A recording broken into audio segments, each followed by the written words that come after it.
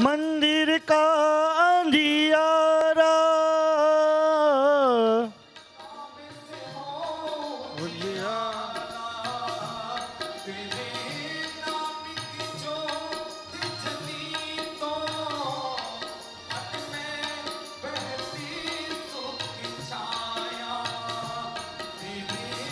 नाम की जोत जगी तो मन में बहती सुख छाया।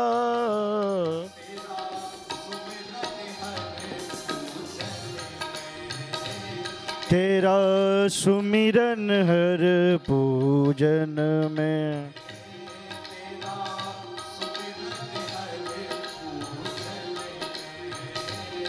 तेरा सुमिरन हर पूजन में।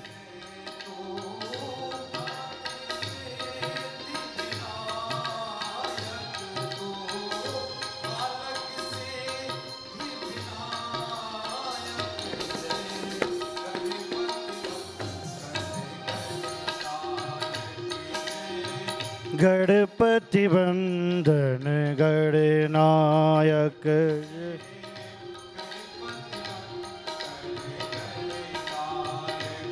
जय गणपति वंदन गणनायक।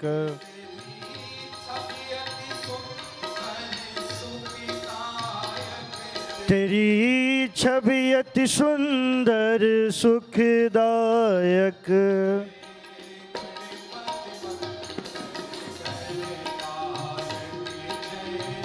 गणपति वंदन गणनायक।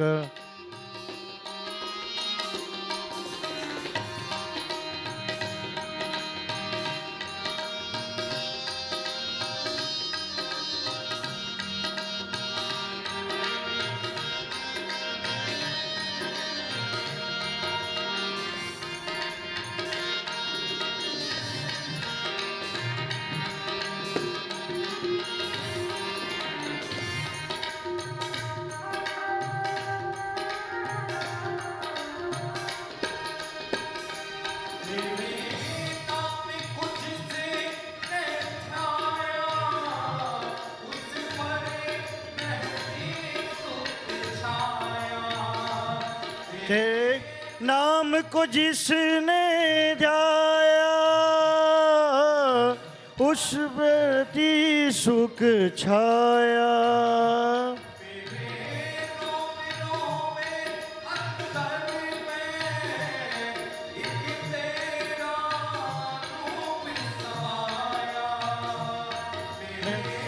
रोम रोम अंतर में एक तेरा रूप समाया।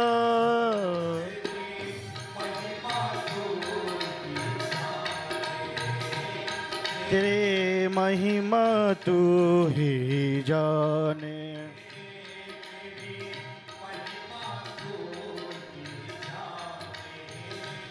मेरी महिमा तू ही जाने।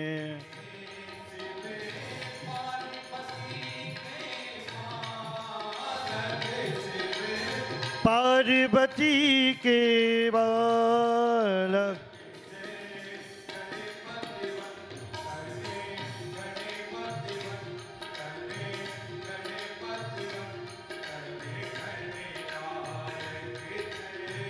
गणपति वंदन गणनायक।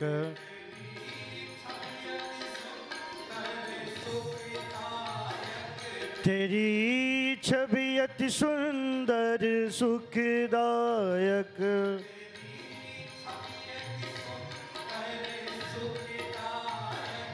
तेरी छवि अति सुंदर सुखदायक।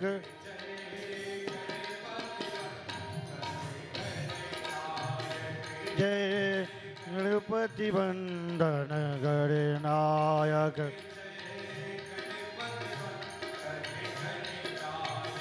जय गणपति वंदन गणनायक।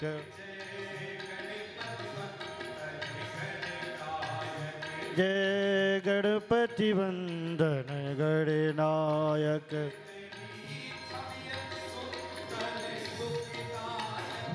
तेरी छवि अति सुंदर सुखदायक।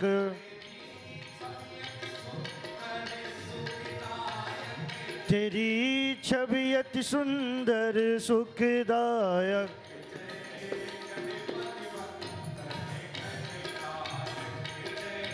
गणपति वंदन गणनायक।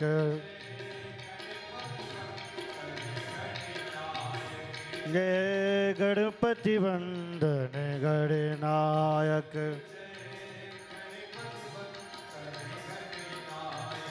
जय गणपति वंदन।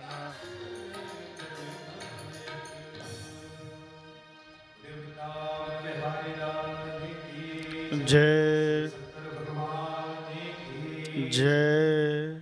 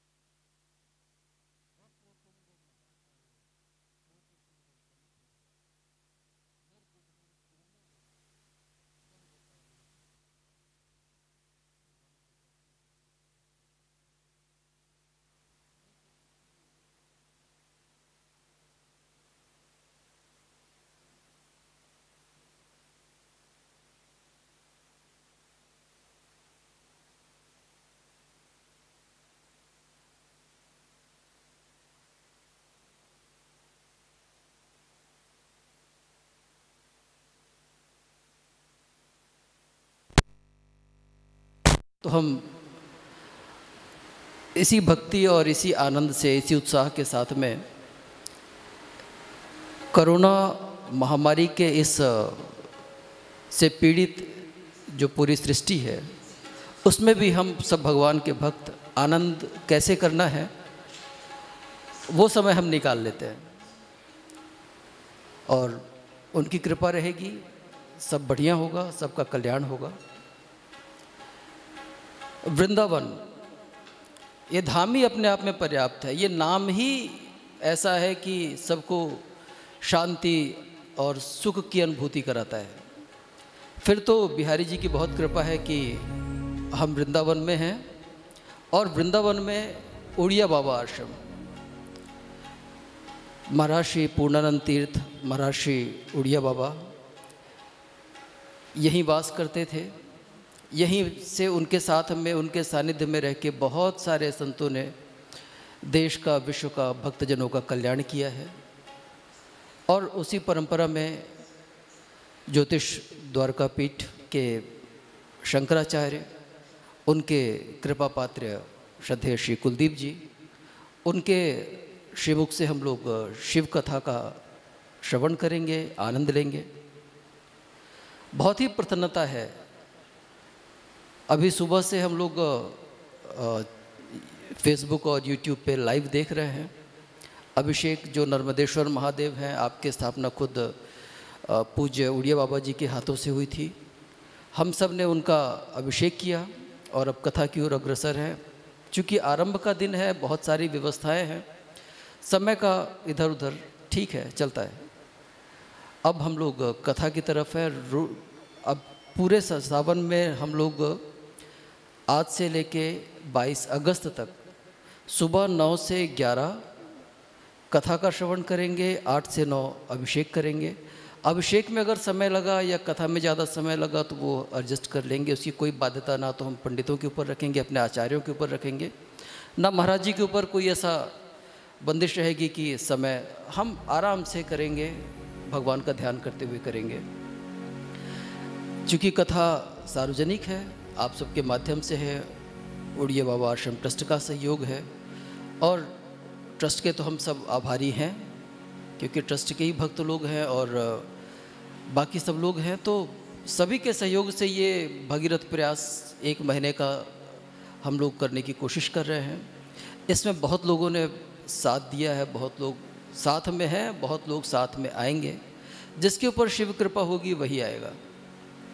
मैं एक चीज़ मानता हूँ कि धन सबके पास में, बहुतों के पास में है, लेकिन प्रभु के कार्य में खर्च वही कर सकता है जिसके भाग्य में है। प्रभु की कथा का श्रवण वही कर सकता है जो उसके पात्र है। नहीं तो लिंक आएगी, उसे स्क्रॉल करके आगे बढ़ जाएंगे। तो कुछ लोग जो हमारे साथ में शुरू से अभी से जुड़ गए हैं, उनके कुछ नाम हैं, वो आप लोगों को मैं बोल देता हूँ। जो लोग जुड़ते जाएंगे उनके बारे हम लोग चर्चा करते जाएंगे। इस कार्यक्रम में जब हम लोगों ने आरंभ किया, श्री महावीर प्रसाद जी, जगदीश प्रसाद, राजेंद्र प्रसाद, राधेश्याम प्रसाद बिहानी पुत्र हैं। ये सब स्वर्गीय श्री मांगीलाल जी बिहानी के।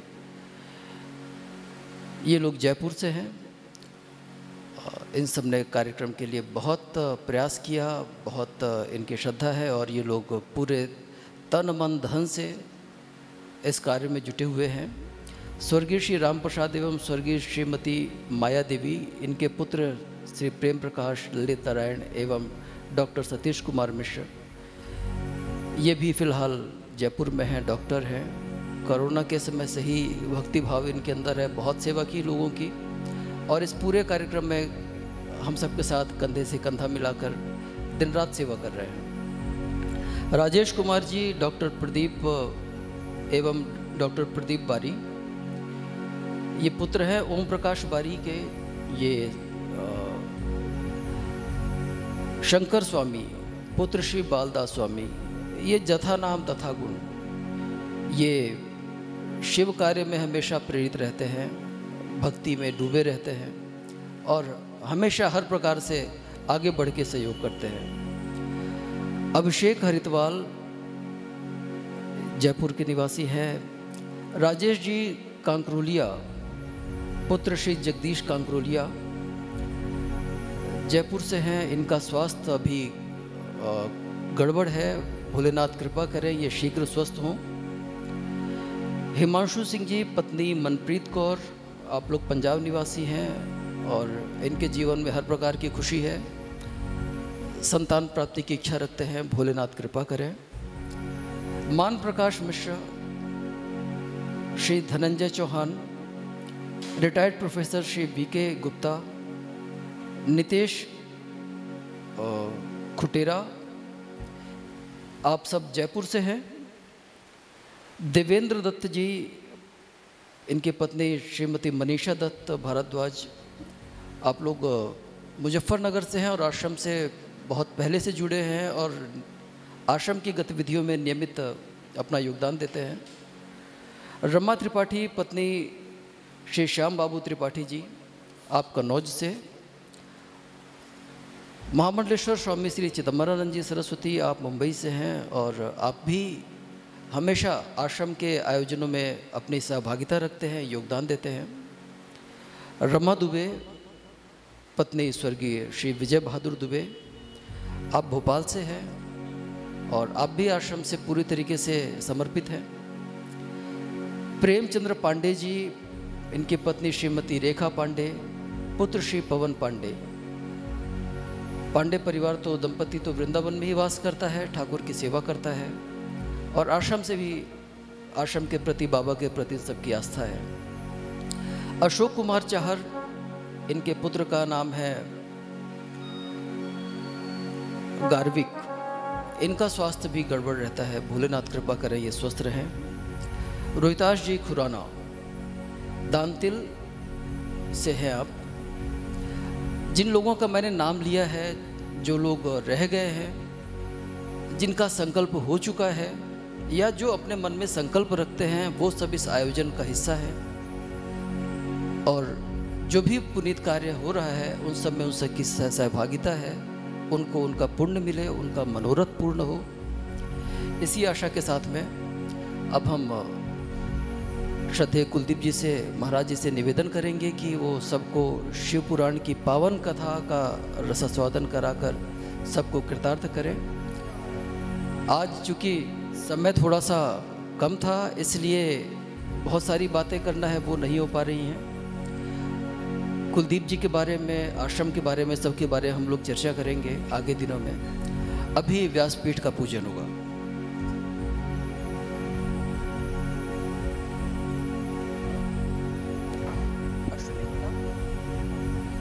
भैया अश्विनी प्रताप जी, आप नोएडा से हैं और आश्रम और उड़िया बाबा ये भक्त परिकर के बहुत महत्वपूर्ण सदस्य हैं।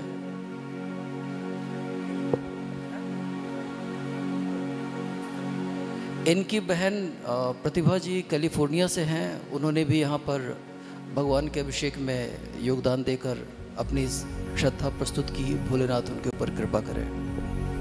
अब मैं आचार्य जी से निवेदन करूँगा कि वो व्यासपीठ का पूजन करवाएं।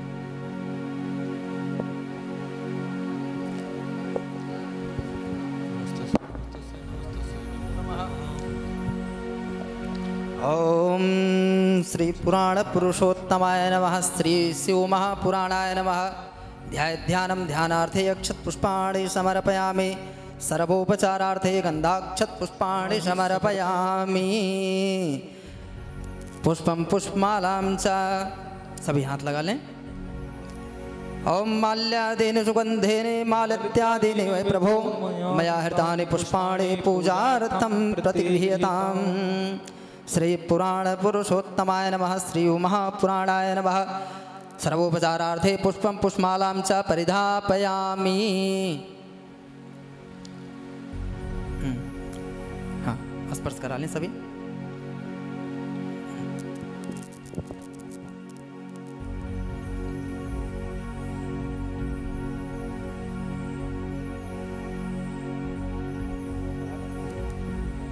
ओम व्यासाय विष्णुरूपाय व्यासरूपाय विष्णवे नमो वै ब्रह्मनिधये वासिष्ठ्याय नमो नमः। ध्यानमूलं गुरुर्मूर्तिर्पूजामूलं गुरुर्पदं मंत्रमूलं गुरुर्वाक्यं मोक्षमूलं गुरुर्कृपा। ओम श्री व्यासस्वरूपाय श्री नारायणाय नमः।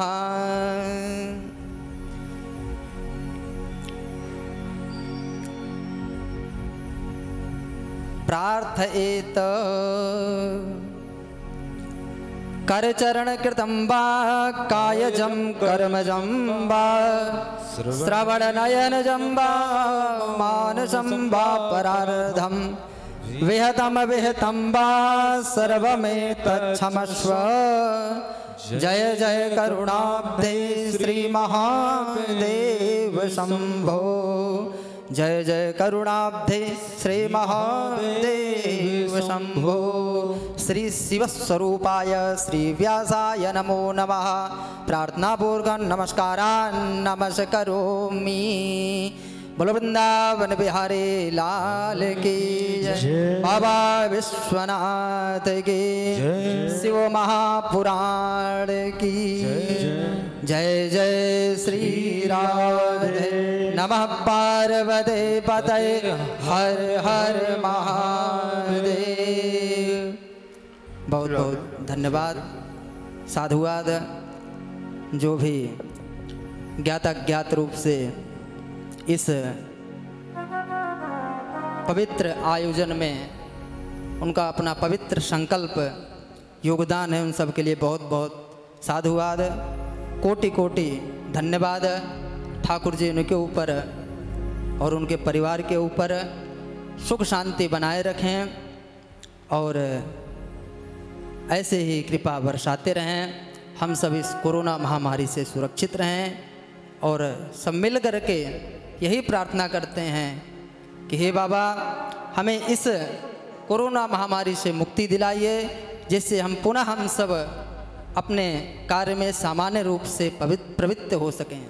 आइए पूज्य व्यास जी से निवेदन, हम सबको आगे की कथा श्रवण कराएं। पूज्य व्यास जी महाराज। श्री राधे श्री राधे।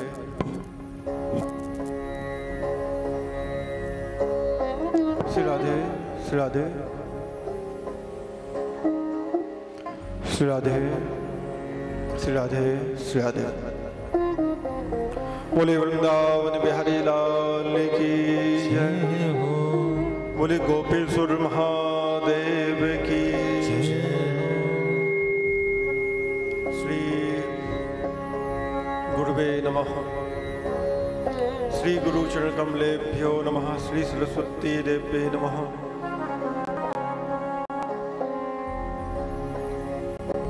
ओम लंबोदरम परम सुंदरमेकदंतम रक्तांबरम त्रिनयनम परमं पवित्रम उद्यद्दिवाकर करोज्ज्वलकायकान्तं विघ्नेश्वरं सकलविघ्नहरं नमामि।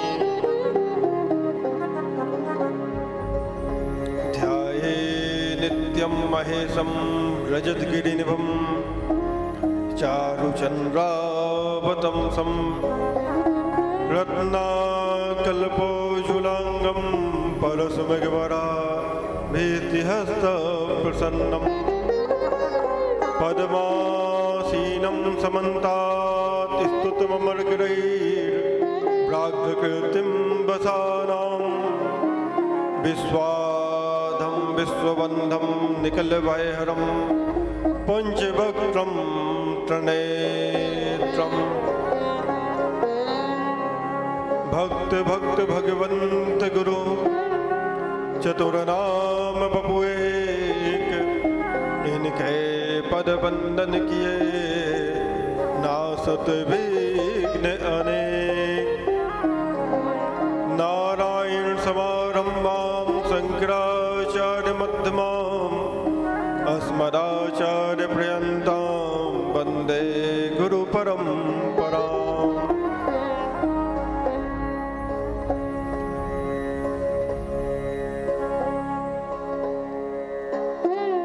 आइए हम सभी इस पावन मास श्रावण मास में भगवान भूत भावन भगवान भोलेनाथ की पवित्र कथा श्री शिव महापुराण की कथा श्रवण करने जा रहे हैं। उससे पूर्व हम भगवान भोलेनाथ जो श्री धाम वृंदावन धाम में गोपेश्वर के नाम से प्रसिद्ध है यहाँ पे विद्यमान है, ऐसे भगवान गोपेश्वर, आइए सभी मिलकर उनका पहले गान करें। सभी लोग प्रेम से। शिवाय नमः। जय जय शंभो शिवाय नमः। जय जय शंभो शिवाय नमः। जय जय शंभो शिवाय नमः। जय जय शंभो शिवाय नमः। जय जय शंभो शिवाय नमः।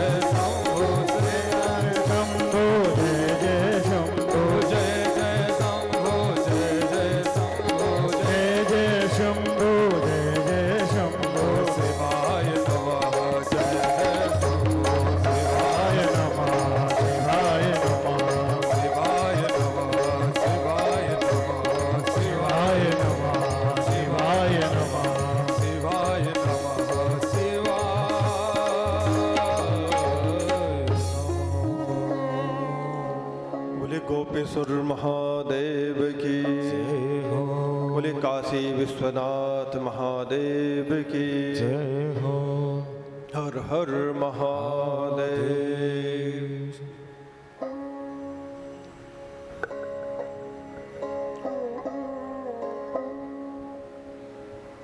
भगवान भूत भावन भगवान भोलेनाथ की पवित्र कथा शिव महापुराण। आप सभी लोग इस पवित्र कथा के लिए सद्भागी हुए हैं। यहाँ बैठे हुए सभी भक्तिमती माताएं, भक्त वृंद, संत वृंद सभी के हृदय में विराजमान पूर्ण परमात्मा के श्री चरणों में मेरा कोटि सा नमन। शिव महापुराण को प्रणाम करते हुए, पूज्य उड़िया बाबा जी महाराज को प्रणाम करते हुए, पूज्य सद्गुरुदेव ज्योतिष एवं द्वारका पीठाधीश्वर भगवान शंकराचार्य के चरणों में मन को समर्पित करते हुए शिव महापुराण की कथा में प्रवेश करते हैं। देखिए, इच्छा, यत्न, अनुग्रह, जब इन तीनों का समन्वय होता है तभी ऐसे सत्संग भगवत कथा श्रवण करने की हमारे ऊपर भगवान की कृपा होती है। इच्छा, यत्न, अनुग्रह, इन तीन बातों का विशेष हमें ध्यान देना चाहिए सत्संग से पहले, क्योंकि ये जो सत्संग है यह हमारे पुरुषार्थ का फल नहीं है, ये भगवत प्रसाद का फल है कि भाग्योदयेन बहुजन्म समर्जितेनो सत्संगमं च लभते पुरुषो यदा वही। ये जो सत्संग है ये हमारे जो अन्य जन्मों के कल्प कल्पांतर युग युगांतर के जो हमारे पुण्य हैं उनका ये फल है। इसलिए इच्छा, यत्न, अनुग्रह, ऐसे सत्संग के लिए पहले मानव मन में इच्छा जागृत हो जाए। ये भी भगवान की अनुकंपा कृपा है, भगवान भूत भावन भोलेनाथ की, क्योंकि मानव मन में ऐसे अलौकिक कार्य के लिए इच्छा जागृत हो जाए ये संभव नहीं।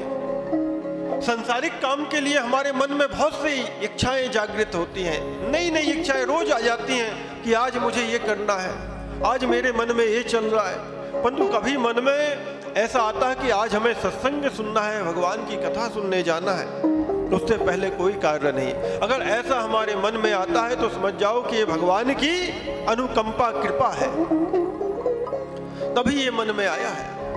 नहीं तो इच्छा भी जागृत नहीं होती संसारियों के मन में भगवत कार्य के लिए, ऐसे अलौकिक दिव्य कार्य के लिए इच्छा। इसके बाद में तीसरा शब्द क्या बोली? यत्न है।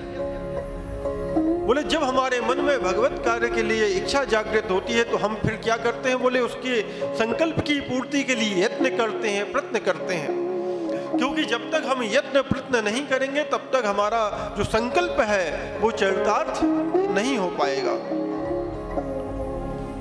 और इसके तीसरी बात बोले अनुग्रह, बोले परमात्मा का अनुग्रह। बोले हम मन में इच्छा भी जागृत कर लें, उसके लिए बहुत समय तक प्रयत्न भी करते रहें, यत्न भी करते रहें, परंतु अगर भगवान की इच्छा नहीं है तो यह कार्य भी संभव होने वाला नहीं है। क्योंकि संसार में हमें सब कुछ मिल सकता है, संसार के सारे सुख हमें प्राप्त हो सकते हैं हमारे परिश्रम से, परंतु सत्संग नहीं प्राप्त हो सकता है। ये तो भगवत कृपा से ही प्राप्त होता है कि बिनु सत्संग विवेक न होई, बिना सत्संग के विवेक नहीं होता, और बिना हरि कृपा से ये सुलभ भी होने वाला नहीं।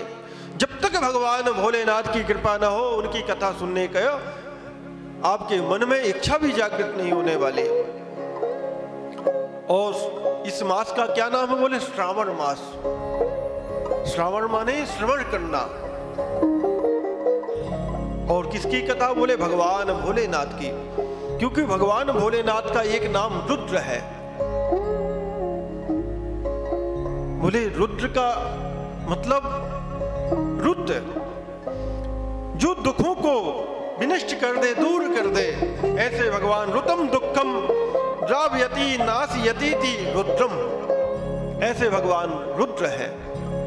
इसलिए भगवान भोलेनाथ का एक नाम रुद्र है कि जो हमारे दुखों को दूर कर देते हैं, जिनका नाम लेने मात्र से हमारे दुख दूर हो जाते हैं, ऐसे भगवान भोलेनाथ हैं। इसलिए मैं तो कहता हूँ ये शिव महापुराण नहीं, ये तो कल्याण, भगवान शिव का नाम कल्याणकारी है। भगवान शिव का नाम लेने से ही जीव के कल्याण हो जाता है, जीव का दुख दूर हो जाता है। तो ये तो कथा कल्याण पुराण है। शिव महापुराण तो है ही, परंतु ये तो सबका कल्याण करने वाली ऐसी ये शिव महापुराण की कथा है जो हमारा कल्याण कर देती है। शिवम करो तो कल्याणम, वो शिव हमारा कल्याण कर देते हैं। और वेदा शिवो वेदा, वेद ही शिव है और शिव ही वेद है, इस बात को ध्यान देना चाहिए। अर्थात वेद कौन है? बोले शिव है, और शिव ही वेद है, शिव वेद स्वरूप है। यह भी कहा गया है कि वेद नारायण का साक्षात स्वरूप है। वेदो नारायण साक्षात स्वयं भूरितु विष्णुम। इसके साथ ही वेदों को परमात्मा प्रभु का निश्वास कहा गया है। इसलिए भारतीय संस्कृति में वेद की अनुपमा महिमा है। इसके साथ ही वेदों का जो सार है वही शिव है। इसलिए वेद मंत्रों के द्वारा हम शिव जी की आराधना करते हैं। जो आज हम सब ने शिव की आराधना की है, रुद्र अष्टाध्यायी जो शुक्ल यजुर्वेद की 8 अध्याय हैं, उनके द्वारा हमने शिव का पूजन किया, जल धारा दुग्ध धारा से अभिषेक किया, क्योंकि शिव ही वेद स्वरूप है। वेद मंत्रों से ब्राह्मणों के द्वारा वेद मंत्र का उच्चारण होता है, उससे जल धारा के द्वारा भगवान को प्रसन्न किया जाता है। सर्व वेदात्मको रुद्रा सर्वे देवा शिवात्मकः, सबकी आत्मा शिव है। ऐसे भगवान जो भूत भावन भगवान भोलेनाथ हैं, जो हमारे दुखों को दूर कर लेते हैं। इसलिए हमें भगवान भोलेनाथ से प्रार्थना करनी चाहिए कि ऐसे समय, क्योंकि संसार में सभी लोग भयाक्रांत हैं अभी भी इस महामारी से, कोरोना महामारी से। 1.5 साल हो चुके हैं, दूसरा साल होने वाला है, फिर भी अभी भी भयाक्रांत हैं। भले वैक्सीन लग गई है, सरकार ने सभी को वैक्सीन लगाने का जो प्रकल्प चालू किया, सभी लोग वैक्सीन लगवा रहे हैं, फिर भी अभी भी सावधान रहने की आवश्यकता है। और इस पावन कथा को, और जो सुबह टाइम हम सभी ने रुद्राभिषेक किया, सभी भक्तों के सहयोग से इस कथा का आयोजन हो रहा है। उन सभी भक्तों को बहुत बहुत साधुवाद, और जिन्होंने रुद्राभिषेक में सहयोग दिया उन सभी भक्तों के ऊपर भगवान रुद्र कृपा बरसाते रहे, उनके दुख दूर करते रहे भगवान रुद्र। और इस महामारी से भी सबको भगवान सबके ऊपर कृपा करें, इस महामारी से सभी के ऊपर छुटकारा करें, जिससे महामारी शांत हो सके, सभी का कल्याण हो। क्योंकि हमारा सनातन धर्म ही एक है जो सबके कल्याण की भावना से कार्य करता है। हम सभी लोग सब देशवासियों के कल्याण, विश्व के कल्याण के लिए कामना करते हैं। आइए शिव महापुराण में प्रवेश करने से पहले हम महापुराण के महात्मा का स्मरण करेंगे, क्योंकि किसी भी व्यक्ति को जानने से पहले उसके महत्व को जाना जाता है कि वो व्यक्ति कौन है, कैसा है। इसलिए शिव महापुराण से पहले महात्मा की कथा आती है कि महिमा या यत्ता इति इति महात्म्य, जिससे उस ग्रंथ की परिकाष्ठा होती हो वो महात्मा है। तो शिव महापुराण से पहले हम महात्मा का स्मरण करें। शिव महापुराण से पहले महात्मा जो उसका है। और आप सभी भागवत श्रवण करते आए हैं अभी तक। आज यहाँ पे पूज्य उड़िया बाबा जी की कृपा से, पूज्य शंकराचार्य जी महाराज के आशीर्वाद से हम सब यहाँ भगवान भोलेनाथ की कथा श्रवण कर रहे हैं। अभी तक मैंने यहाँ पे आप सभी को भागवत कथा श्रवण कराई। आज शिव महापुराण की कथा कहने का मुझे भी बाबा की कृपा से यह अवसर प्राप्त हो रहा है। पूज्य उड़िया बाबा जी महाराज की बड़ी कृपा, जो मैं आज यहाँ पे बैठ के इसी स्थान में विश्व के बड़े बड़े सिद्ध संत बैठ के यहाँ पे सत्संग कर चुके हैं, कथा से बढ़कर आ चुके हैं। ये ऐसी वृंदावन धाम की एक पवित्र दिव्य भूमि है उड़िया बाबा आश्रम, अलौकिक रमणीय, जहाँ पे पूज्य उड़िया बाबा जी महाराज ध्यान मग्न रहते थे। ऐसी ये सिद्ध तपस्या है। सभी भक्तों के ऊपर पूज्य उड़िया बाबा जी महाराज की कृपा बरसती रहे, यही कामना मेरी है। क्योंकि महात्म्य जो है वो अन्य पुराणों में वर्णन किया गया है, क्योंकि वो ग्रंथ स्वयं अपनी महत्ता को नहीं गाता। अन्य व्यक्ति जब किसी के विषय में बताता है तो हम समझ जाते हैं कि हाँ वह व्यक्ति सही होगा।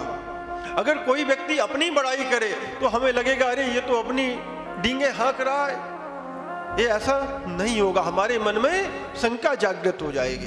परंतु अगर कोई दूसरा व्यक्ति कि बड़ाई ना करे, कि बड़ाई ना करे, तो बड़ा न बोले बोल, कि बड़ा व्यक्ति अपनी बड़ाई स्वयं नहीं गाता कि मैं बड़ा हूं, कि हीरा मुख से ना कहे कि लाके हमारा मोल, कि हीरा स्वयं कभी नहीं कहता कि मैं 1 लाख का हूं या 2 लाख का हूं। उसकी परख तो जोहरी कर लेता है कि ये कितने लाख का है, इसकी कीमत क्या है। उसी प्रकार अन्य ग्रंथों ने भगवान के भूत भावन भोलेनाथ की कथा का गान किया है। अन्य ग्रंथों में भगवान शिव की कथा आती है, और इन सारी कथाओं का वाचन कहां पे चल रहा है? बोले नैमिषारण्य में। ये भागवत की कथा में भी आता है कि शौनक आदि 88,000 ऋषि मुनि कहां बैठे हैं? बोले नैमिषारण्य की पावन भूमि में। इस सारे ग्रंथों का वाचन महाराज, 18 पुराण, सारी उपनिषदों का वाचन नैमिषारण्य की पावन भूमि में सूत जी महाराज ने किया। सनई, क्योंकि वहां पे केवल 9 दिन 7 दिन 1 महीने का सत्संग नहीं चल रहा था, 1000 वर्ष की कथा का संकल्प लिया गया था। शौनक आदि 88,000 ऋषियों ने सूत जी महाराज को व्यास गद्दी में बिठाया और 1000 वर्ष तक कथा सुनने की इच्छा जागृत की कि हमें कोई 7 दिन या 1 महीने की कथा नहीं, ना 1 साल की, हमें 1000 वर्ष तक सत्संग सुनना है आपके मुखार बिंद से। तो ये नैमिषारण्य की पावन भूमि में कथा चल रही है, और शौनक आदि 88,000 श्रोतागण बैठे हुए हैं कथा सुनने के लिए। 1 2 10 नहीं है, 88,000। और बड़े बड़े विद्वान ऋषि मुनि जिनकी आयु हजारों वर्ष की हो चुकी है, और जो सूत जी महाराज है ना, जो कथा श्रवण करा रहे हैं, उनकी आयु मात्र 16 वर्ष की है। और जो नीचे बैठ के कथा श्रवण कर रहे हैं शौनक जी, उनकी आयु हजारों वर्ष की है। और फिर भी हाथ जोड़ के बैठ जाते हैं शौनक आदि ऋषि, और सूत जी महाराज से कहते हैं कि हमें भगवान शिव की कथा श्रवण कराएं, शिव महापुराण के विषय में बताएं, हमें भगवान भूत भावन भगवान भोलेनाथ की कथा श्रवण करनी है। जब इतना सुना सूत जी महाराज ने तो बड़े प्रसन्न हुए। बोले शौनक आदि ऋषियों, तुम सबने आज मुझसे ऐसा प्रश्न किया है कि जिनकी कथा श्रवण करने मात्र से, जिसने अपने जीवन में कभी कोई सत्कर्म ना किया हो, भगवान नाम ना लिया हो, और उनकी कथा श्रवण करने से कितना भी पापी क्यों ना हो, उसे भगवान कैलाश की प्राप्ति होती है। भगवान भोलेनाथ के चरणों में उसका मन समर्पित हो जाता है। तो सूत जी महाराज बड़े प्रमुदित हुए, प्रसन्न हुए, और यहाँ पे शिव महापुराण के विषय में बताया कि जो शिव महापुराण ये ग्रंथ है ना, इसमें 7 संहिताएं हैं शिव महापुराण में। कि जो पहली संहिता है इसका नाम है विद्येश्वर संहिता। क्रमशः इनकी कथाएं आएंगी आगे, क्योंकि ये तो 1 महीने का सत्संग है। विस्तार पूर्वक हम यहाँ पे भगवान भोलेनाथ की कथाओं का श्रवण करेंगे। भगवान की चर्चा विस्तार से यहाँ पे हो सकेगी, क्योंकि 7 दिन या 11 दिन की कथा होती तो मैं इतना विस्तार से आपको भगवान भोलेनाथ की कथा श्रवण नहीं करा पाता, परंतु ये तो 1 महीने का सत्संग है तो बड़ा आनंद आएगा। श्रावण मास में नित्य प्रति रुद्राभिषेक का आनंद लेंगे हम। YouTube और Facebook के माध्यम से इस कथा को सभी लोग श्रवण कर रहे हैं, रुद्राभिषेक का दर्शन कर रहे हैं। हम सभी लोग रुद्राभिषेक का आनंद लेंगे। अपनी इच्छाओं की पूर्ति के लिए भगवान भूत भावन भोलेनाथ से कामना करेंगे कि हमारे ऊपर भगवत कृपा बरसती रहे। भगवत प्रीत्यार्थ, भगवान की प्रसन्नता के लिए हम अगर संकल्प करते हैं, जब भगवान प्रसन्न रहेंगे, क्योंकि भगवान जीव और परमात्मा क्या है, बोले बिंब और प्रतिबिंब। ये 2 चीज आप जानते हैं, बिंब क्या है, प्रतिबिंब क्या है। बोले हम प्रतिबिंब है और परमात्मा बिंब है। जब हम कोई भी वस्तु अपने बिंब में लगाते हैं तो वो प्रतिबिंब में स्वतः ही दिखने लगती है। इस बात का हमें ध्यान देना चाहिए। हम जब मिरर के सामने, आईने के सामने खड़े होते हैं तो देखते हैं कि हमारे मस्तक में तिलक नहीं लगा, तो हम क्या करेंगे, प्रतिबिंब में लगाएंगे कि बिंब में लगाएंगे? कहाँ लगाएंगे? बोले बिंब में लगाएंगे तो प्रतिबिंब में स्वतः ही वो दिखने लगेगा। उसी प्रकार जो वस्तु हम भगवान भोलेनाथ को समर्पित करेंगे महाराज इस श्रावण मास में, वो वस्तु हमें स्वतः ही प्राप्त हो जाएगी। इसलिए भगवत प्रसन्नता के लिए भगवान हम पे प्रसन्न रहें, यही कामना होनी चाहिए, क्योंकि भगवान प्रसन्न होंगे तो वो हमें भी प्रसन्न कर देंगे। इसलिए भगवान की प्रसन्नता के लिए संकल्प करें इस पवित्र मास में। तो जो ये श्री महापुराण, इसकी 7 संहिताएं हैं, विद्युश्वर संहिता, रुद्र संहिता, शतरुद्री संहिता, कोटि रुद्री संहिता, उमा संहिता, कैलाश संहिता, वायु संहिता, ये 7 संहिताएं हैं शिव महापुराण की। क्रमशः हम इनका श्रवण करेंगे।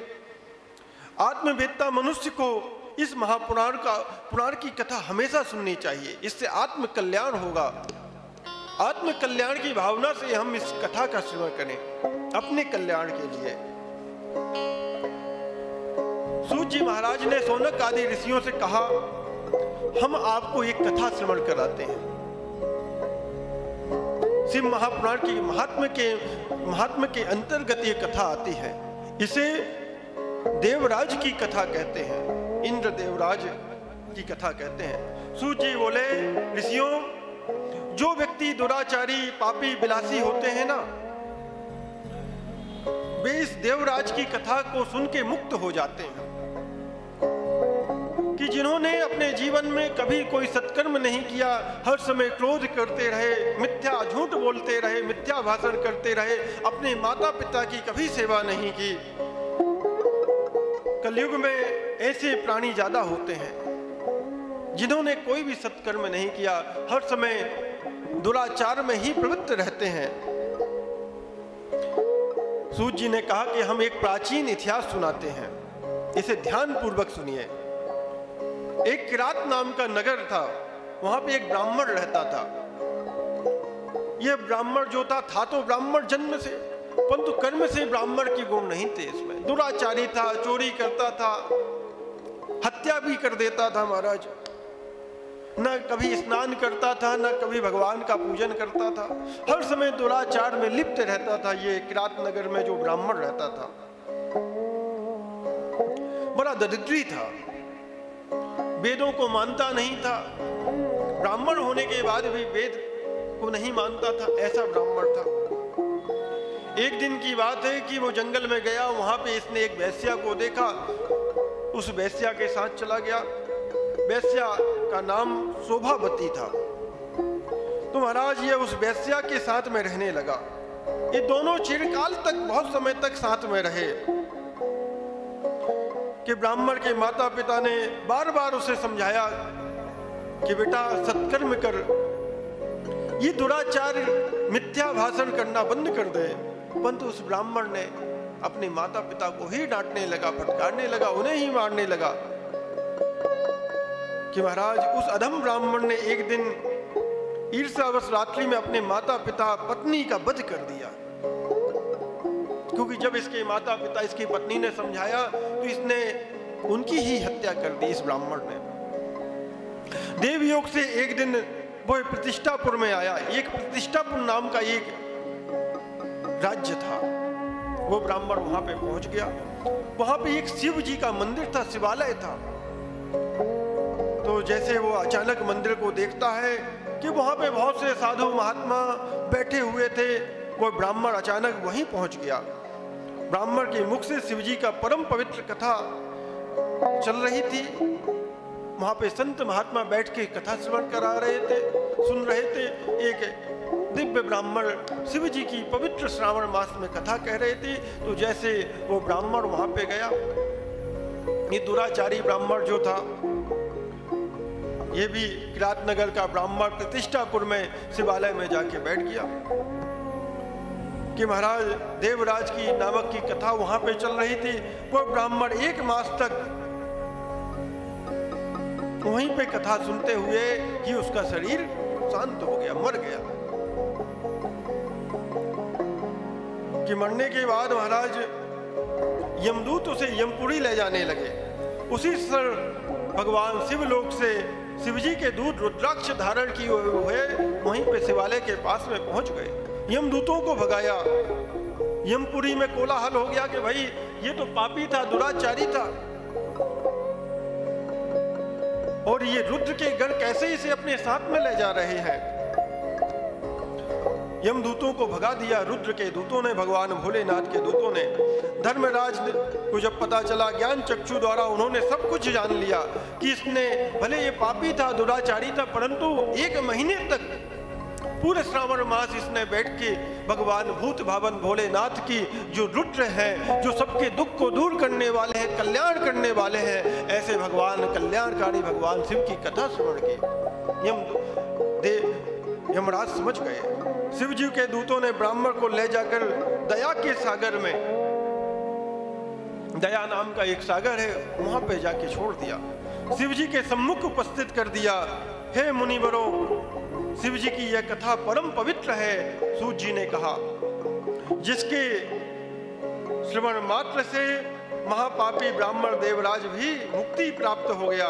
इस प्रकार शिव महापुराण की कथा का जो विधि पूर्वक श्रवण करता है, ये देवराज नाम का ब्राह्मण की कथा श्रवण करने से इसकी मुक्ति हो गई महाराज। ऐसी ये कथा है। ऐसे ही महात्म्य में एक चंचुला नाम की भी एक कथा आती है कि बास्कल नाम का एक गांव था जो समुद्र तट के पास में था। उस ग्राम के निवासी स्त्री पुरुष पशु वृत्ति वाले, और जो स्त्रियां थी व्यभिचारिणी थी महाराज। वहां जितने भी लोग रहते थे ग्राम में, वो पशु बुद्धि के थे। खाने पीने का भी जो तरीका था वो पशुओं के समान था। आहार विहार, उनका जो रहन सहन वो पशुओं के समान था। तो वहीं पे एक जो ब्राह्मण रहता था, उसकी बिंदुक नाम था उस ब्राह्मण का, और इस बिंदुक नाम की ब्राह्मण की पत्नी का नाम था चंचुला। परंतु ये दोनों पशु बुद्धि के थे। ये दोनों क्या, इनके गांव में जितने भी लोग रहते थे महाराज, सबकी पशु बुद्धि थी। कोई नियम धर्म नहीं था, जैसे चाहे उसके साथ में चले जाएं। तो ये जो बिंदुक नाम का ब्राह्मण था, यह वेश्यागमन करने लगा महाराज। ये अपनी पत्नी चंचुला को छोड़ के चला गया वेश्या के साथ में। महीनों तक इसकी पत्नी ने इसका, अपने पति बिंदुक का इंतजार किया, परंतु जब इसका पति नहीं आया तो ये उसकी पत्नी जो थी चंचुला, यह भी पर पुरुषों के साथ में लिप्त होने लगी। जब एक दिन इस बिंदुक को पता चला तो इसने अपनी पत्नी को डांटा। तो इसकी पत्नी ने कहा कि स्वामी, आप तो रहते नहीं तो मैं क्या करूं? आप तो पर स्त्री गमन करते हैं, वेश्या के पास में चले जाते हैं, तो मैं क्या करूं? तो ये जो बिंदुक था, इसने कहा ठीक है देवी, अगर तुझे अच्छा लगता है तो जैसी तेरी इच्छा। परंतु यह कार्य करते समय कुछ धन की भी व्यवस्था कर लिया करना। तो महाराज ये पशु बुद्धि के थे, ये दोनों वैश्या गमन करने लगे। पर पुरुष के साथ में उसकी जो पत्नी थी चंचुला, ये पर पुरुषों के साथ में संसंग करने लगी, धन कमाने लगे। इनका जीवन ऐसे ही व्यतीत होने लगा कि एक दिन की बात है कि क्योंकि ये पत्नी जो थी चंचुला, ये अपने पति के कहने पे यह कार्य कर रही थी कि उसकी पत्नी का स्वर्गवास हो गया। स्वर्गवास होने के बाद में इसे जब यमदूत ले जाने लगे, परंतु इसने श्रावण मास में कथा श्रवण की थी इस चंचुला ने। इसके फलस्वरूप महाराज इसे पुनः इसका जन्म हुआ चंचुला का, और ये भगवान भोलेनाथ की परम भक्त हुई। ब्राह्मण ने कहा कि जिस शिव महापुराण की कथा को सुनकर तुम्हारे हृदय में विवेक पैदा हुआ है, उसी पुराण को प्रतिदिन सुनने की उस बिंदुक को भी पता चला कि मेरी पत्नी ने श्रावण मास में कथा श्रवण की थी, तो महाराज उसका उद्धार हो गया। तो यह जो बिंदुक नाम था ब्राह्मण का, यह भी भगवान भोलेनाथ की श्रावण मास में कथा श्रवण करने लगा। इस तरह निर्मल दर्पण में सही प्रतिबिंब दिखाई देता है, और भगवान भोलेनाथ साक्षात इनके ऊपर कृपा किए। कथा सुनने मनन चिंतन से इनका कल्याण हो गया। ऐसी ये सौनक जी ने सूत जी से प्रार्थना की कि चंचुला का आगे का वृत्तांत बताने की कृपा करें। चंचुला ने भगवती पार्वती से अपने पति के संबंध में जिज्ञासा जागृत की थी कि मेरे पति का भी कल्याण हो जाए, उसका भी उद्धार हो जाए, और कष्टप्रद जो जीवन उसका पति प्राप्त कर रहा था उससे उसकी मुक्ति के लिए साधन पूछा। पार्वती जी ने कहा कि शिव महापुराण की कथा श्रवण करने से ही तुम्हारे पति बिंदुक का उद्धार होगा। और तुमरू नाम के गंधर्व को बुलाकर विंध्याचल पर्वत पर जाकर कहा, पिशाच योनि में पड़े बिंदुक को शिव महापुराण की कथा श्रवण कराओ, क्योंकि वह पति था जो उसका ये पिशाच योनि में चला गया था, और जीते जी नहीं महाराज पिशाच योनि में जाने के बाद इसने कथा श्रवण की। और माता पार्वती की आज्ञा से सूर्योद्धार करके तुमरू विंध्याचल पर्वत पे जाकर वहां पे इस बिंदुक को कथा श्रवण कराई और इसका उद्धार हो गया। भगवान ने उसकी अचल भक्ति को देखकर अपने गण में शामिल कर लिया। भगवान भोलेनाथ ने उसे अपना गण बना लिया। ऐसी ये कथा आती है। सूत जी महाराज ने सौनक आदि ऋषियों को शिव महापुराण सुनने की विधि बताई कि कथा कैसे श्रवण करनी चाहिए, कथा श्रवण करने का क्या विधान है। शिव महापुराण श्रवण करने के लिए सबसे अच्छा शुभ पर्व बताया गया है श्रावण मास,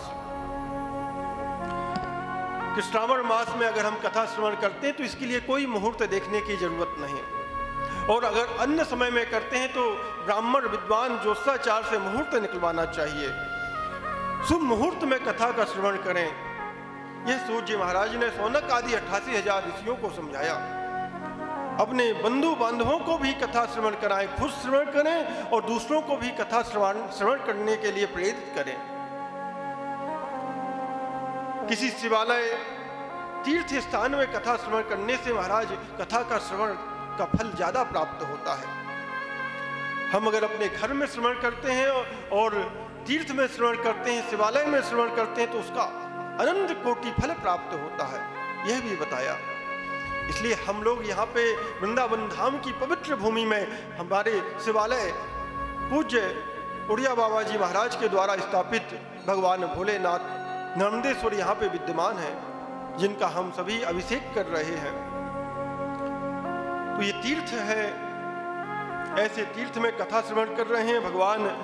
भगवान बाल कृष्ण लाल की पवित्र भूमि है श्री धाम वृंदावन। किसी ब्राह्मण के द्वारा कथा का श्रवण करना चाहिए, यह भी बताया। इस प्रकार शिव महापुराण की विधि पूर्वक श्रवण करने से यह लौकिक सुख और परलौकिक सुख दोनों की प्राप्ति होती है महाराज, ऐसा बताया है सूत जी महाराज ने। और यजमान का यह भी कर्तव्य है कि ग्रंथ समाप्ति पर वक्ता तथा अन्य ब्राह्मणों को वस्त्र आभूषण दे। यह विधान बताया है।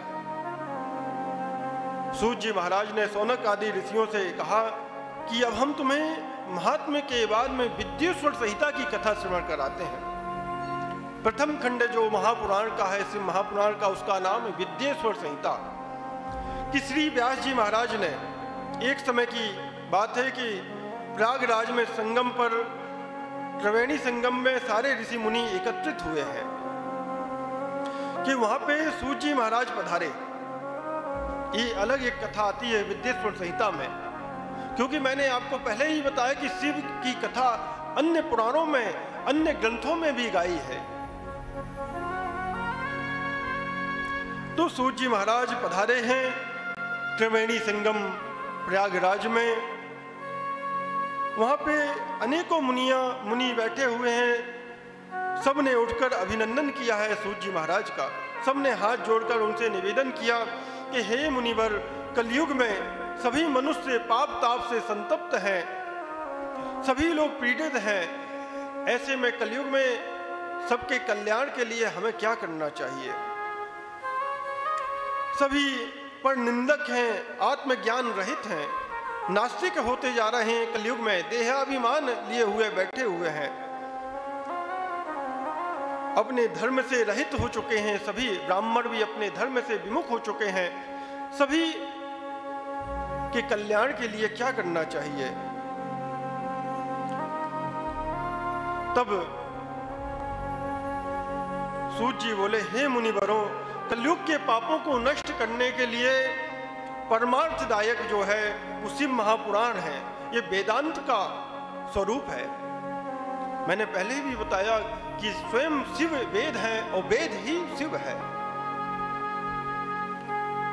कि शिव महापुराण का एक ही या आधा श्लोक भी अगर हमारे कान में चला जाता है तो हमारे जो पाप हैं वो दूर हो जाते हैं, पापों का नाश हो जाता है। ऐसी ये शिव महापुराण की कथा है। भगवान शिव ने स्वयं उपनिषद रूपी समुद्र में मंथन करके निकाला है इस शिव महापुराण को। इसलिए जो भी व्यक्ति इसका पान करता है वो अजर अमर हो जाता है। इसमें धर्म, अर्थ, काम, मोक्ष चारों पदार्थों का विवेचन किया गया है। इसकी प्राप्ति का उपाय क्या बताया? बोले शिव जी की लीला ज्ञान विज्ञान का समावेश है। भगवान शिव ने पहले इसमें 1,00,000 श्लोक रखे। इस शिव महापुराण में 1,00,000 श्लोक शिव जी ने रखे। विद्येश्वर संहिता, रुद्र संहिता, विनायक संहिता, प्रत्येक में 10-10 हजार श्लोक हैं। इन 3 संहिताओं में विद्येश्वर, रुद्र और विनायक संहिता, इनमें 10-10 हजार। और उमा संहिता, इसमें 8,000 श्लोक। मात्र संहिता, इसमें भी 8,000 श्लोक। एकादश रुद्र संहिता, इसमें 13,000 श्लोक। कैलाश संहिता, इसमें 6,000 श्लोक। सत्र रुद्र संहिता, इसमें 3,000 श्लोक। कोटि रुद्र संहिता, इसमें 9,000 श्लोक। सहस्त्र कोटि रुद्र संहिता में 11,000 श्लोक। मानवीय संहिता में 10,000 श्लोक और धर्म संहिता में 12,000 श्लोक रखे थे पहले शिव जी ने। परंतु इस कलयुग में जीवों के उद्धार के लिए भगवान शिव ने कुल मिलाकर फिर इसमें 24,000 श्लोक ही कर दिए। पहले तो इसमें 1,000 श्लोक थे, परंतु कलयुग में कम हो गए। अब इसमें विद्येश्वर संहिता और रुद्र संहिता जो है, सतरुद्र संहिता, कोटि रुद्र संहिता, श्री उमा संहिता, श्री कैलाश संहिता और बायती संहिता रखी है। केवल 7 संहिताएं बची। पहले 12 संहिताएं थी शिव महापुराण में, अब केवल 7 संहिताएं हैं, बाकी लुप्त हो गई। श्री कैलाश संहिता और बायवी संहिता, इनकी कथा भी आगे हम श्रवण करेंगे। जो इन सब संहिताओं का पाठ करता है, श्रवण करता है, वो जीवन से मुक्त हो जाता है। ऐसा भगवान भोलेनाथ ने शिव महापुराण में बतलाया है। उस जीव का कल्याण हो जाता है। सूत जी बोले, पूर्व काल में जब कल्पों का नाश हो गया और बाद में पुनः जब इस कल्प का उदय हुआ है, तो 6 कुलीन मुनियों ने सृष्टि का आरंभ होने पर विचार किया। सबसे पहले परे या न परे, इसका निर्णय कराने के लिए ये ब्रह्मा के पास गए ब्रह्मा जी ने बताया कि जो सर्वप्रथम उत्पन्न हुआ उसमें मन वाणी की कोई गति नहीं है, तथा जो ब्रह्मा, इंद्र और शिव आदि महाभूतों और इंद्रियों की उत्पत्ति एवं समस्त संसार को पैदा करने वाले जो हैं वही सबसे परे है। बोले परे क्या है? ऐसे सर्वज्ञ जगदीश्वर महादेव ही हैं जो भक्ति के द्वारा दर्शन देते हैं। रुद्र आदि देव भी इनके दर्शनों का अभिलाषा रखते हैं। उनकी भक्ति करने से ही उनके प्रसाद की प्राप्ति होती है। जैसे बीज से अंकुर और अंकुर से ही बीज बनता है, कि जमीन में हम बीज डालते हैं तो उससे ही अंकुर होके अनेकों बीज बनते हैं। उसी प्रकार ब्रह्मा जी ने कहा कि आप लोग महादेव जी की प्रसन्नता हेतु एक दीर्घ यज्ञ कराइए, जिसमें शिव जी की कृपा से आपको साध्य और साधन का ज्ञान प्राप्त हो सके। साध्य क्या है, साधन क्या है? मुनियों ने पूछा, हे भगवान, यह साध्य और साधन में क्या अंतर है, बताइए। ब्रह्मा जी ने कहा, साध्य कौन है? बोले शिव। शिव पद ही साध्य है, और साधन क्या है? उनकी सेवा, उनकी नित्य आराधना ही साधन है। जैसे हमने रुद्राभिषेक किया तो ये भगवान की प्रसन्नता पाने के लिए क्या है? साधन। और साध्य क्या है? शिव। वो साध्य है और ये साधना है उन तक पहुंचने के लिए। वेद विधि से भगवान शिव को अगर प्राप्त करना है तो वेद की विधि का आचरण करना चाहिए। इसलिए रुद्राभिषेक शुक्ल यजुर्वेद की संहिता है। ये रुद्राभिषेक जो होता है इसमें 8 अध्याय हैं, और ये 8 अध्याय कहाँ से लिए गए हैं? बोले शुक्ल यजुर्वेद से, क्योंकि भगवान भोलेनाथ को वेद अति प्रिय है। वेद के मंत्र से भगवान रुद्र जल्दी प्रसन्न होते हैं। उसे वैसा ही फल प्राप्त होता है जो जैसे भावना से भगवान रुद्र का साधना करता है। भगवान शिव की साधना जो जिस भाव से करता है उसे वैसा ही फल प्राप्त होता है। आगे रुद्राभिषेक की महिमा भी आगे का श्रवण कराएंगे कि रुद्राभिषेक करने का महात्मा क्या है, उससे कौन से रुद्राभिषेक करने से कौन सा फल प्राप्त होता है, इसकी भी कथा आगे आप सबको श्रवण कराई जाएगी। क्योंकि महेश्वर हमेशा सुनने कीर्तन करने तथा मनन करने योग्य हैं, इसलिए साध्य तक पहुंचने के लिए साधन पर जुट जाना चाहिए। गुरु के द्वारा शिव योग को प्राप्त करना चाहिए। गुरु के द्वारा शिव योग को प्राप्त करने की विधि का ज्ञान होना चाहिए। पहले कुछ क्लेश उत्पन्न हो सकता है, क्योंकि जब हम भगवान भोलेनाथ की आराधना करते हैं तो बहुत सी समस्याएं उत्पन्न होती हैं, परंतु बाद में परमानंद की प्राप्ति होती है। क्योंकि शुभ कार्य में बहुत सी समस्याएं उद्विग्न प्रकट होते हैं, परंतु जब हम लग जाते हैं, जुट जाते हैं साधन में, तो अपने आप हमें साध्य की प्राप्ति हो जाती है। मुनियों ने ब्रह्मा जी से पूछा कि श्रवण मनन और कीर्तन क्या है, कैसे किए जाते हैं, इसके विषय में भी बताएं। श्रवण क्या है, कीर्तन क्या है और मनन क्या है? ये तीनों अलग अलग हैं कि एक हैं, इनके विषय में बताएं। ब्रह्मा जी ने उत्तर दिया, ईश्वर के रूप, गुण, नाम और उनकी लीलाओं का पूजा जप कैसे करना चाहिए, इनकी रुचि उत्पन्न करना कैसे मन में उत्पन्न होगी, कैसे लगातार भगवान की ओर हम उन्मुख होंगे, इसके विषय में बताइए। तो पर ब्रह्म महादेव जी, इन्हीं को भगवान रुद्र, शंभु, ये भगवान भोलेनाथ के पर्यायवाची शब्द हैं। अनेक नाम हैं भगवान भोलेनाथ के, बार बार नाम या जप करना ही कीर्तन कहलाता है। कीर्तन क्या बोले? भगवान के अनेकों नाम का बार बार उच्चारण करना, नाम लेना, ये कीर्तन है। दृढ़ता से भगवान संबंधी शब्दों को कानों में भगवान की कथा श्रवण करना, ये क्या है? ये श्रवण है। भगवान की कथा श्रवण करना, भगवान की कथाओं को पान करना, ये श्रवण कहलाता है।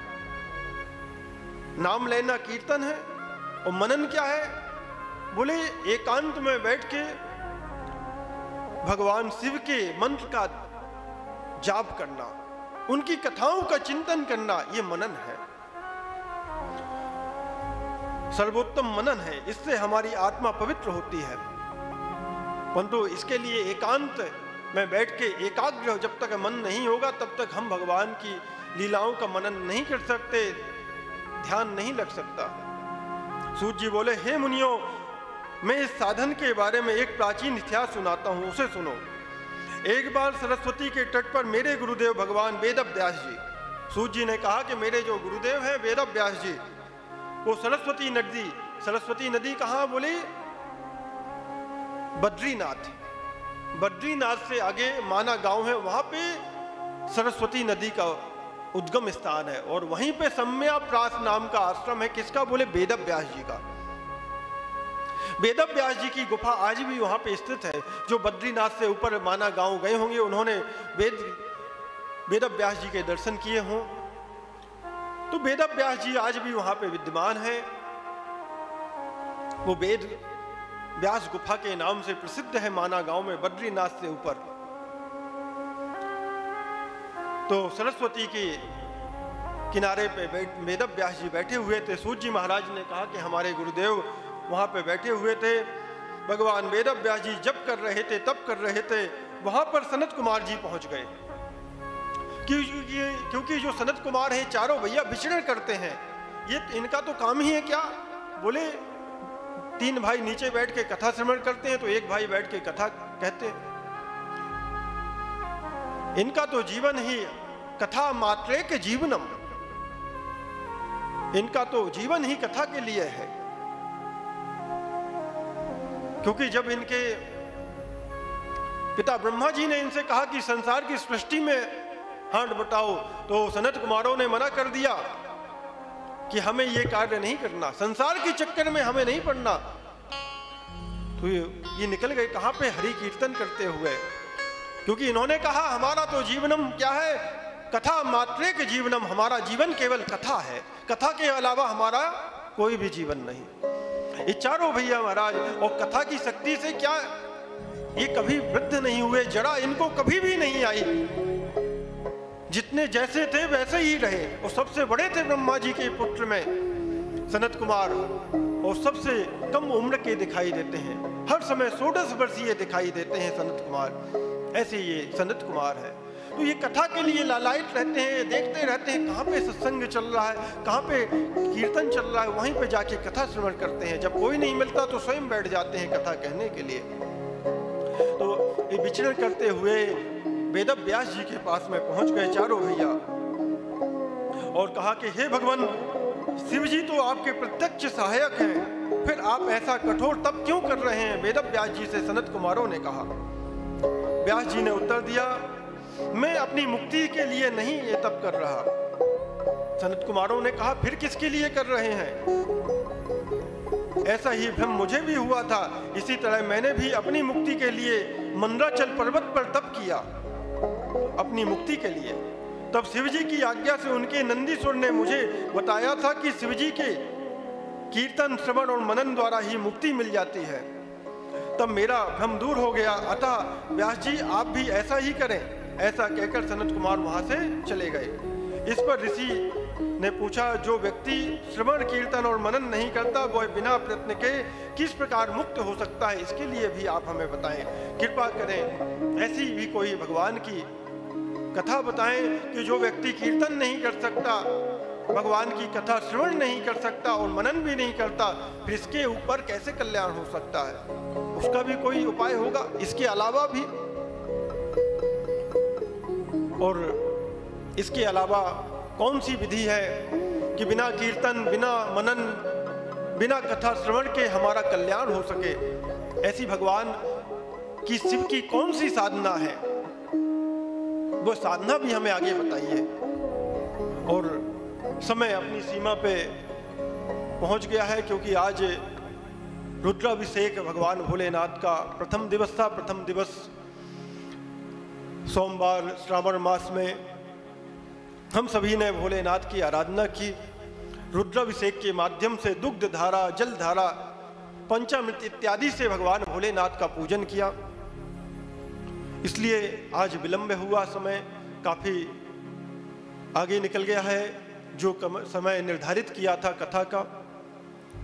क्योंकि आगे की भी जो व्यवस्था है, भोग इत्यादि, इसके बाद भोजन प्रसाद की,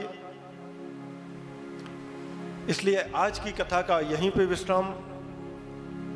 और कल से हम सभी भगवान भोलेनाथ की कृपा से प्रयत्न करेंगे कि समय पे इस कथा का प्रारंभ हो जाए, जिससे संपूर्ण कथा ये महापुराण, शिव महापुराण की आपको 1 महीने में मैं श्रवण करा सकूं भगवान भोलेनाथ की अनुकंपा कृपा से।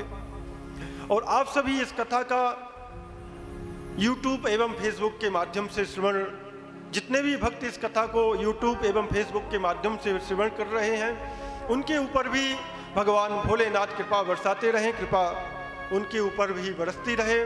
भगवान शिव कल्याण करने वाले देव हैं, ये रुद्र हैं, सबके दुखों को हरने वाले हैं। ऐसे भगवान का कीर्तन, श्रवण, मनन हम सभी यहाँ पे बैठ के श्रावण मास में करें। आइए भगवान की कथा का, आज की कथा का यहीं पे विश्राम। हर हर महादेव शंभो। हर हर महादेव। जैसा कि श्रद्धेय आचार्य जी ने कहा कि शिव का मतलब ही कल्याण है, कल्याण की कथा है, कल्याण करने वाले की कथा है। और जब कल्याण के इच्छुक लोग बैठे हैं तो कल्याणकारी भोलेनाथ कृपा क्यों नहीं करेंगे, ज़रूर होगा। अपनी भक्ति, विश्वास और आस्था हम लोग श्रावण मास में इसी तरीके से प्रकट कर रहे हैं। आज पहला दिन है, मैंने पहले भी कहा कि व्यवस्थाएं हैं। आशा है कल से समय से आपको अभिषेक और कथा श्रवण का लाभ मिलेगा। तो आरती के लिए जो आज के यजमान हैं वो आ जाएं और आरती आरंभ करें। हर हर महादेव। एक भगवान का कीर्तन।